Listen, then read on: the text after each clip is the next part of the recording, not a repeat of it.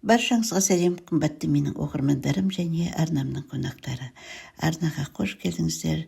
Мен бүгін сіздердің назарларыңызға Салтанат Мекееваның «Түрмедегі махаббат» атты әңгімесінің соңғы бөлімдерін оқитын болам. Жыламашы, бірақ сен мені қатты қинап жібердің. Бірде басқаға тұрмысқа шығамын дейсің. Бірде қайтадан өміріме ораласың. Жаным, мені түсінші, мен бұл жерде курортта отырған жоқпын ғой. Мерзімім де аз емес. Мұндай жерде жүйкеңді сақтай алмасаң, ертең не болары бір Аллаға аян. Сен мені кеше ғана таныған жоқсың ғой. 4 жыл қыз бен жігіт болып жүрдік. Менің романтик емес екенімді жақсы білесің. Енді келіп, жұмысыма тамақ әкеліп бермедіңіз деп, жоқ жерден сылтау тауып ұрыс шығарасың. Бұлай болмайды, жаным. Сені сүйетінімді өзің де білесің, бірақ мен сені байлап ұстай алмаймын. Сен әлі жассың, балалы бол, бағыңды тап. Егер бақытты өміріңді басқа жерден көрсең, тұрмысқа шыға бер, деді Алмас. Оның бұл сөздеріне өкпелеп, сіз біздің махаббатымызды жоққа шығарып, үнемі тұрмысқа шыға бер дейсіз. Мен сізді сүйемін. Қалайша біреудің жары боламын. Қанша жыл отырсаңыз да күтемін. Түрмеде болсаңыз да, сізге тұрмысқа шығайын десем, неге келіспейсіз? Әлде басқа біреуді тауып алдыңыз ба? Біреумен сөйлесіп жүрсіз бе? Бәлкім соған үйленетін шығарсыз, деп тағы да ренжи бастадым. Алмас күрсініп алып, жаным, сен неге түсінгің келмейді? Бостандықта жүргенде саған күмәндануға бір рет болса да себеп беріп бе едім? Түрмеде отырған маған кім күйеуге шығамын деп кезекте тұр дейсің? Саған үйленіп алып, 3 күндік ұзақ мерзімді кездесуге шақыру қолымнан келеді. Бірақ ертең аяғың ауырлап, босанатын күнің келгендеше, сені перзентханадан мен емес, туған туыстарың шығарып алады. Балам дүниеге келгенде жанында бола алмай, мына жерде қалай шыдап отырамын? Бұл жерде менде бәрі бар, тек бостандық жоқ. Күн сайын әйелім мен балам сыртта қиналып жүрген жоқ па, деп ойлай берсем, ақыры жынданып кетермін. Сенің қиналғаныңды қаламаймын. Сабыр сақташы, жаным. Егер Қырғызстанға ауысудың сәті түссе, ертерек босап қалармын. Ал егер күте алмаймын десең, мен түрмедемін. Қолымнан ештеңе келмейді. Сені тоқтата алмаймын, деді. Мен оның сөзін бөліп, сізді маған Алланың өзі жолықтырды деп ойлаймын. Алғашқыда өзіңіз емес, мен сізге WhatsApp арқылы жазып танысқан едім. Сіздің аз сөйлеп, өзіңізді сабырлы ұстайтыныңыз ұнады. Мен сізге сенемін. Сіз қасымда болсаңыз, ештеңеден қорықпаймын. Мені ешкімге ренжітпей қорғай алатыныңызды да білемін. Мен таңдауымды әлде қашан жасадым. Ол сіз. Түрмеде болсаңыз да сізге тұрмысқа шығамын. Өтінемін.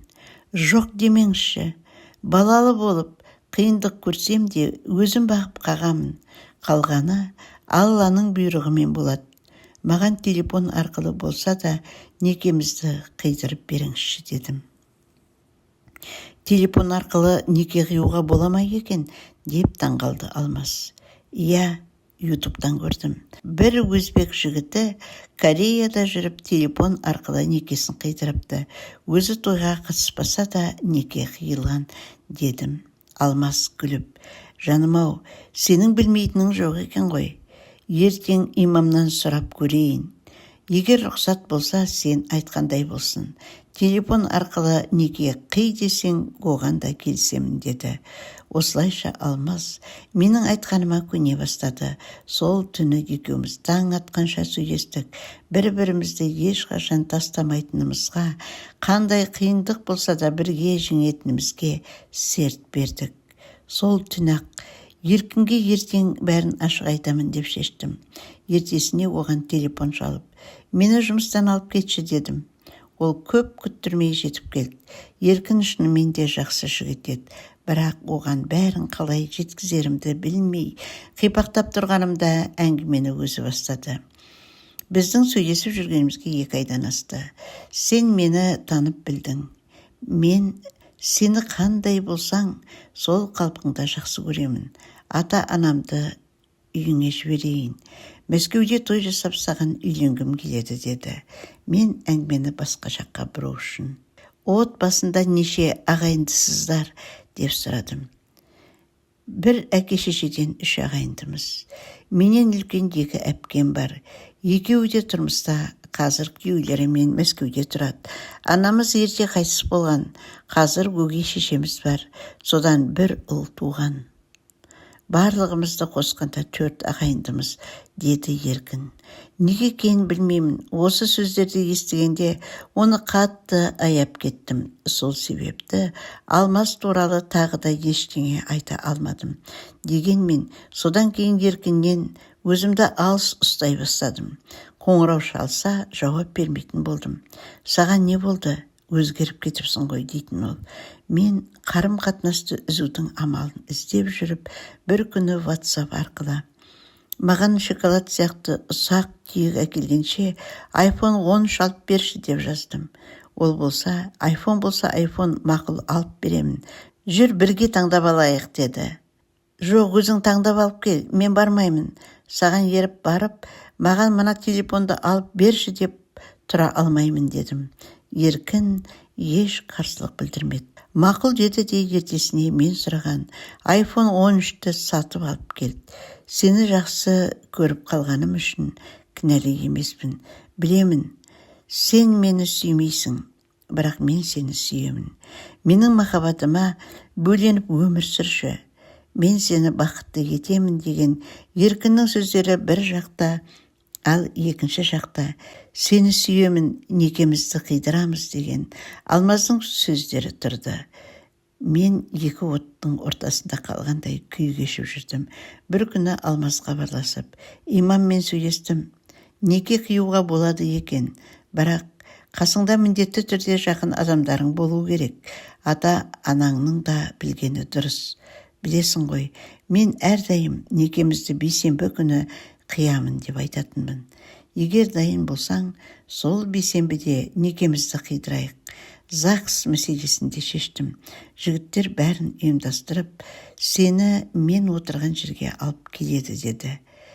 Мен сіз айтсаңыз мақұлмын дедім. Бірақ ішімнің түпкірінде мені шын көңілмен сүйіп жүрген Еркінді де жоғалтып алғым келмей тұрған еді. Бейсенбі жақындаған сайын жүрегім дүрсілдеп, Алмазбен қалайда ұрыс шығарып, некені бұзуға сылтау іздей бастадым. Сен неге телефоныңа М деп жазып қойғансың? Аты М әрпінен басталатын бір қызбен сөйлесіп жүрсің бе? Деп әдейі қызғанған адамдай жоқ жерден жанжал шығара бастадым. Алмаз болса, әй жаным-ау, әр нәрсені сылтау қылып ұрыса береді екенсің.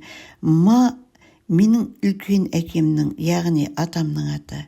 Мен өз әкемнің ұлы болып жазылғаныммен, тегім үлкен әкемнің атымен М әрпінен басталады. Шынымды айтсам, жүйкемді әптен шаршатып жібердің. Болмашы нәрсеге неге сонша байбалам саласың?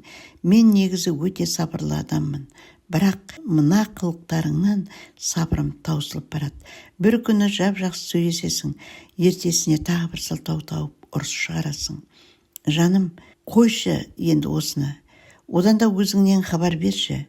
Денсаулығың қалай? Үйдегілер, әпкелерің аман ба? Болды енді, дұрыс сөйлесейікші деп сабырға шақырды. Бірақ мен, бар, сол қызыңмен сөйлесе бер дедім де телефонды өшіріп тастадым. Алмаз 2-3 күн қайта-қайта қоңырау шалып, бірнеше хабарлама қалдырыпты. Сол хабарларды көрген сайын ашуым келіп, бірден Еркінге телефон соқтым. Әкеңе айта бар, мен саған тұрмысқа шығамын. Үйдегілердің алдынан өтсін дедім. Еркін қуанып кетіп, шын айтасың ба жаным, рас па деді. Иә, деп үйдің мекенжайын бердім де 2 күннің ішінде келсін, әйтпесе айнып қалуым мүмкін деп шарт қойдым. Жарайды, қазір хабарласамын, ертең ақ барады деді Еркін.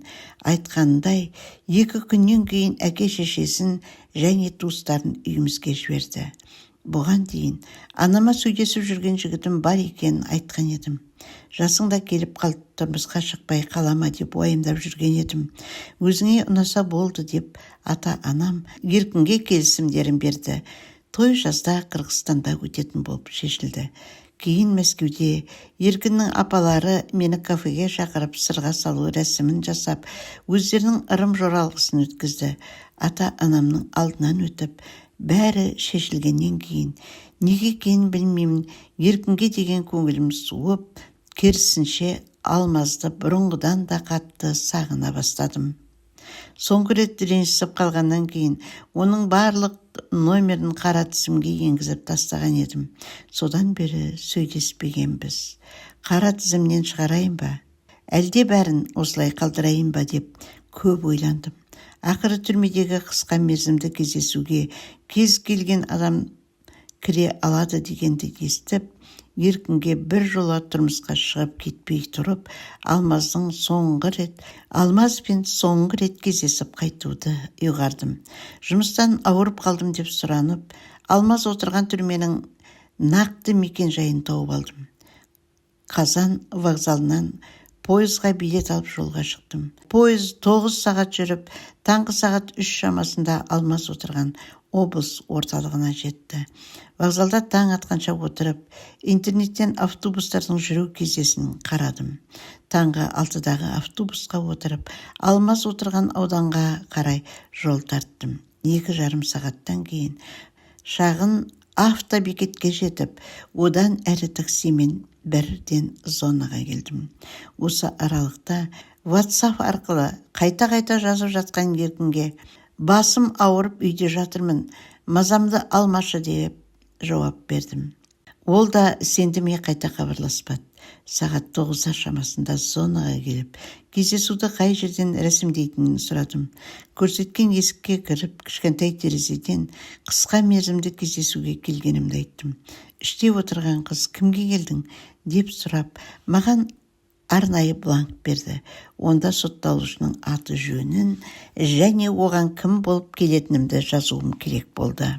Мен оның қызы ретінде жазсам бола ма деп сұрадым. Иә болады деді. Қағазды толтырып өзіне қайтарып бердім. Күте тұр деген қыз төл құжатым мен бланка алып сыртқа шығып кетті. Жүрегім кеудеме сыймай қатты қобалжып тұрдым. 10 минут өтпей-ақ әлгі қыз қайта келді. Жүріңіз деді де мені сыртқа ертіп шықты. Біз үлкен темір қақпаның алдына келдік. Ол қоңырауды басты. Бірнеше секундтан кейін есік ашылып, алдымен әлгі қыз, артынан мен кірдім. Құжаттарымды басқа қызметкерге тапсырды. Олар төл құжаттағы сурет пен түрімді салыстырып қарап, тыйым салынған заттардың бар жоғын тексерді. Телефоным мен сөмкемді арнайы жәшікке Батыстың шынары 19:49-ға дейін қалдыруымды сұрады. Содан кейін мені бастап келген қыз ішкі жаққа қарай ертіп жүрді. Бір бөлмеге кірдік. Бөлменің екі жағы темір тормен бөлінген. Араларында бірнеше телефон тұр екен. Іште мен, басқа ешкім жоқ. Қазір келеді деді қызметкер. Көп ұзамай есік ашылып, ішке менің шексіз сүйген адамым Алмаз кіріп келді. Мені көремін деп мүлде күтпеген болуы керек.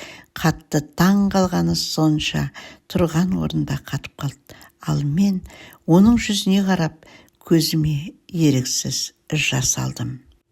Әй қарағыз, мұнда не істеп жүрсің? Кездесуге кім келді екен десем? Келетініңді неге алдын ала айтпадың? Егер келгің келсе, сырттағы жігіттер өздері алып келер еді ғой. Айтпай келем екен адам. Жап-жас қыз басыңмен жалғыз өзің қалай жеттің? Өз білгеніңді істейді екенсің әйтеуір. Қалай келдің? Айтшы өзіңнен. Неге жылап тұрсың? Маған көз жасыңды көрсету үшін келдің бе? Жыламашы. Не болды сонша? Деп Алмаз әбіржіп бәйек болып кетті. Ал мен ештеңе айта алмай, бетімді қолыммен басып, өксіп жылай бердім. Болды, жыламашы. Сенің жылағаныңды көрсем өзімде қиналамын. Сені мына суық түрмеде көремін деп ешқашан ойламаппын. Маған айтпай келгеніңе сондықтан да ашуланып тұрмын, деді ол. Маған неге ұрсасыз? Сізді қатты көргім келді. Алдын ала айтсам бәрібір келме деп көндірер едіңіз. Сондықтан ештеңе айтпай келдім. Бір түрлі толысып кетіпсіз, аздап өзгерген сияқтысыз. Бірақ көзіңіздегі мұң әлі де сол күйінде екен, дедім. Қойшы жаным, менің көзімді бірінші рет көріп тұрғандай айтпа. Одан да өзіңнен айтшы, сыртта не жаңалық бар, деді. Сол кезде маған бәрін жасырмай айтуға тура келді. Мен сізді сүйемін. Бірақ осыны өз аузыммен келіп айтқым келді. Мен жақында еркінге тұрмысқа шығамын. Маған өкпелемеңізші. Сізді соңғы рет көргім келді. Бұдан кейін жолығамыз ба, жоқ па, оны бір Алла ғана біледі. Өзіңізді жақсы күтіңізші. Мені тастап кетті деп, өзіңізді бір жола жоғалтып, жаман жолға түсіп кетпеңіз, дедім.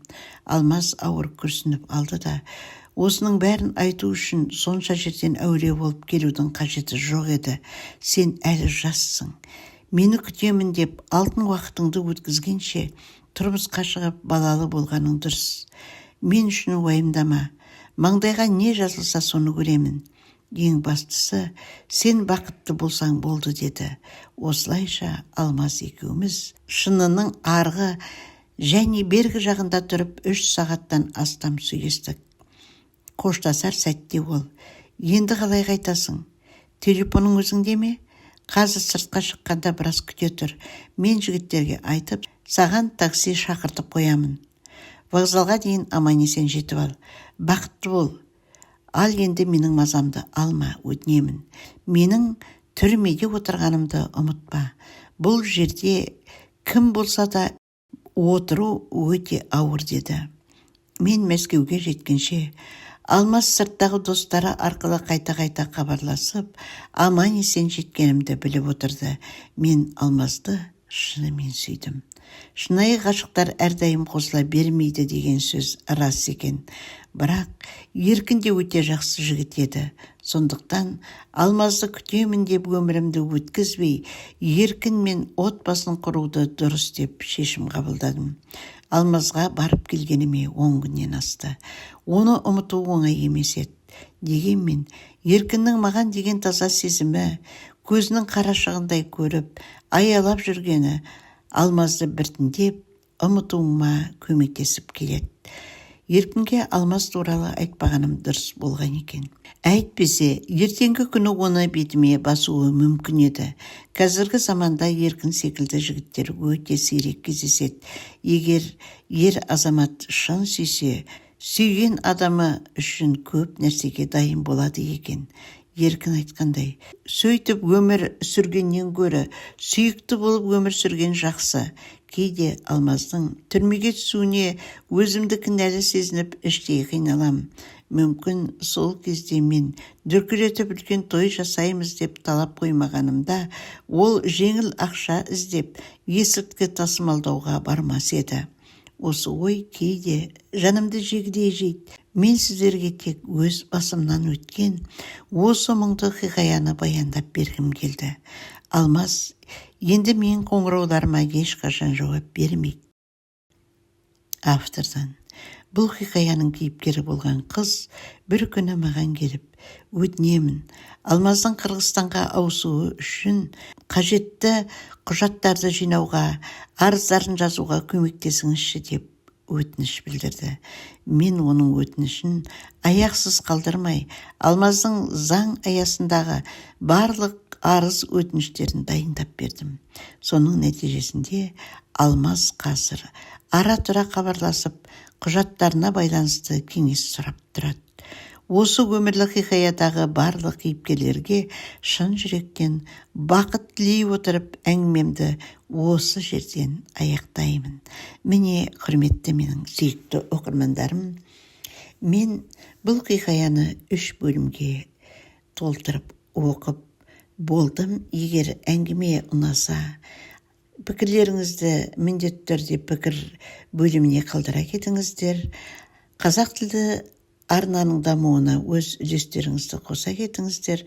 Ол үшін бар болғаны арнаға тіркелу, лайк басу және пікір қалдыру. Қош сау болыңыздар, қымбатты менің оқырмандарым. Келесі менің арнамда кездескенше